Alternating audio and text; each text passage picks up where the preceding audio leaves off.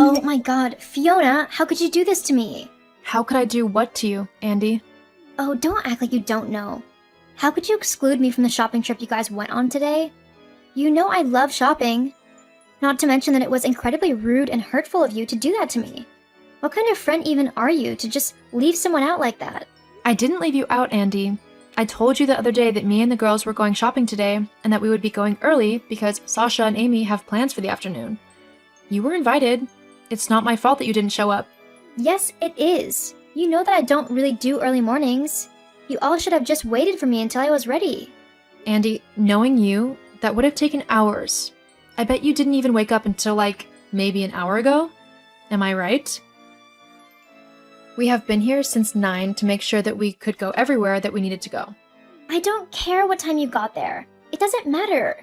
The only thing that matters is that I should have been there too. But no, you were too busy excluding me and probably laughing about me behind my back. Is that what you did? Laugh at how you were excluding me from all the fun? That's a really horrible thing to do, FYI. No one was laughing at you, Andy. In fact, we were all really annoyed at you.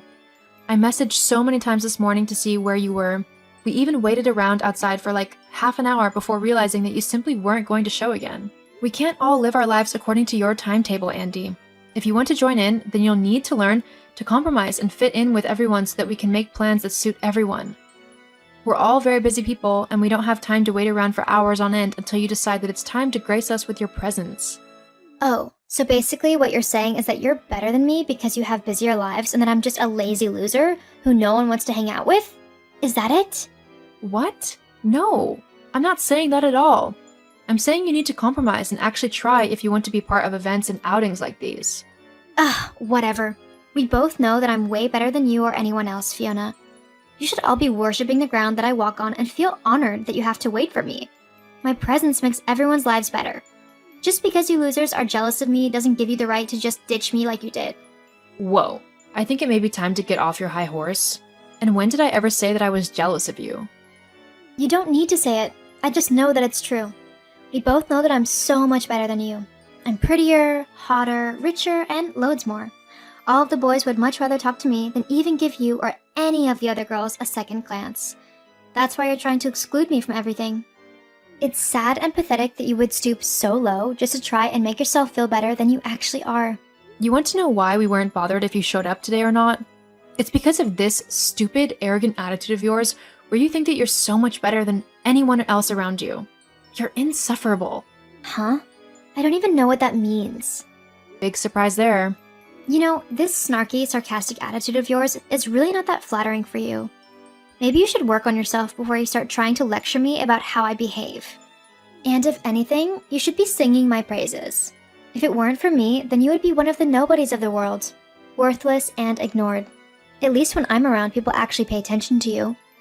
So you should be thanking me for making your life better. Making my life better? You really haven't done that, Andy. If anything, you've made it worse. No one wants to talk to me when you're around. Well, that's to be expected. I am gorgeous. It's not because of that. It's because of your obnoxious and bratty attitude. You scare everyone off. No one can stand your behavior when you're constantly looking down your nose at them. That's not how people feel. I know it's not. You're just trying to make me feel insecure about myself. Well, it's not going to work. I know that everyone loves me.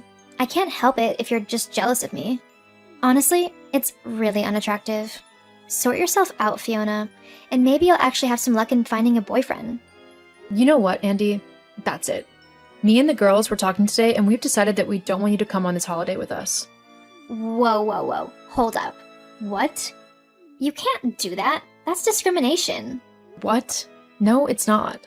Yes, it is. You're discriminating against me because of my beauty and natural ability to draw anyone and everyone towards me.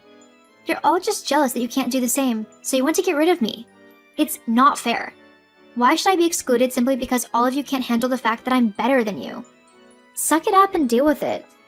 As I've already told you, that's not the reason why we want you not to come. Have you not been listening to a word I've been saying? Why should I? It's all boring anyway. I just know that you're persecuting me because of my looks and how much better I am at everything than you are. But really, you and the rest of the girls should be begging for me to come. And why's that? Well, at least that way you might actually get to talk to a guy. if I let you. Obviously, they'll all be surrounding me, but if I make it clear that I'm not interested in them, I'm sure you can pick up my scraps. That's what a good doggy does. Are you actually calling me a dog? Well, you've got the looks of one. Oh, wow. Okay, I'm done with talking to you. Goodbye. Wait, Fiona, don't go. I was just joking. You don't look that bad. Please, just let me come on the holiday. I've been looking forward to it. I will only let you come if you promise to drop the bratty and horrible attitude and if you promise to meet us on time. Got it? Yeah, whatever. Fine. I'll do that.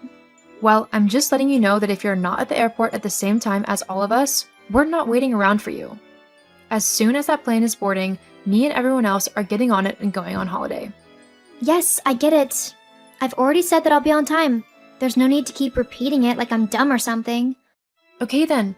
The flight's at 10 a.m., so we're all meeting at the airport at 8, so that we have enough time to get through security and to our gate without having to rush.